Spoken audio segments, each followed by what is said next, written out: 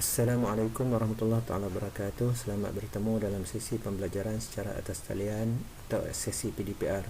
Pelajaran kita adalah sirah. Sila rujuk buku teks masing-masing.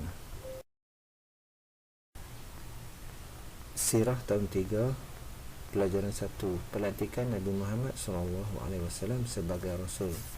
Muka surat 2, unit 1, tajuk peristiwa turunnya wahyu di Gua Hira. Nombor 1, kehidupan kaum Quraisy di zaman jahiliyah dipenuhi penyembahan berhala dan cenderung bertuhankan nafsu dunia dan syahwat, menyebabkan Rasulullah SAW mengasingkan diri daripada kaumnya.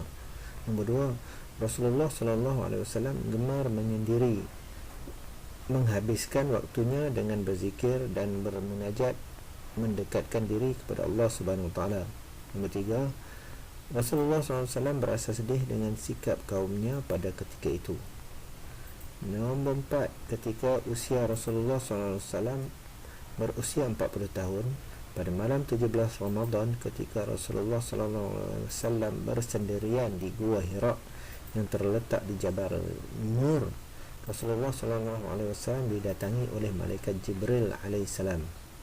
Nombor 5, malaikat Jibril meminta Rasulullah SAW membaca, namun baginda menjawab, saya tidak boleh membaca.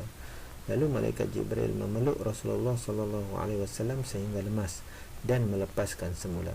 Kemudian malaikat Jibril menyuruh Rasulullah SAW membaca lagi, tetapi Rasulullah SAW masih lagi tidak boleh membaca. Setelah 3 kali malaikat Jibril alaihissalam memeluk Rasulullah SAW, baginda masih tidak boleh membaca. Lalu malaikat Jibril alaihissalam menyuruh Rasulullah SAW mengikut apa yang dibaca oleh Jibril alaihissalam. Kemudian baginda pun mengikut bacaan yang dibaca oleh malaikat Jibril alaihissalam, iaitu ayat 1 hingga 5 surah Al-Alaq.